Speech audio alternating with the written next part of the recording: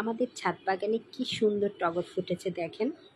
সাদা ধবধবে অতি পরিচিত এই ফুলটির নাম টগর। টগর ফুল নাম শুনিনি এমন একটা মানুষও বোধহয় খুঁজে পাওয়া যাবে না। চলেন তাহলে আজ টগর ফুল সম্পর্কে কিছু জেনে নিই। আসসালামু আলাইকুম সবাইকে, আমি রিফা।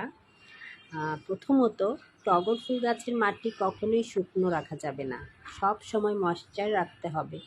সাধারণত শীতকালে বা নভেম্বর, ডিসেম্বর বা জানুয়ারি মাসের দিকে টগর গাছের গ্রোথ বন্ধ হয়ে যায়। তখন কিন্তু তেমন যত্ন লাগে না, জাস্ট পানি দেওয়াটাই যথেষ্ট। কিন্তু শীতের পর গাছের গ্রোথ বাড়তে থাকে, তখন যথেষ্ট যত্নের প্রয়োজন পড়ে। তার ভেতরে কলার খোসাটা অনেক ভালো একটি উপাদান হতে পারে। কলার খোসাটা কিভাবে দিবেন সেটা আমি বলে দিচ্ছি। কলার খোসা 5-6 দিন আপনারা ভিজিয়ে রেখে সেই পানি চাইলে বোতলে ভরে রেখে দিতে পারেন। তবে 2 দিন পর পর বোতলের ছিপিটা খুলে দিতে হবে, না হলে কিন্তু এখান থেকে গ্যাসের সৃষ্টি হয়ে যাবে। যাই হোক, আপনারা চাইলে প্রতিদিন যখন দেবেন তখন করে নিতে পারেন। কলার খোসাটা 5-6 দিন ভিজিয়ে সেই পানি সপ্তাহে একবার গাছের গোড়ায় দিতে হবে, আর 1 কাপ পরিমাণ হলেই যথেষ্ট। এটা সম্পূর্ণরূপে জৈব সার।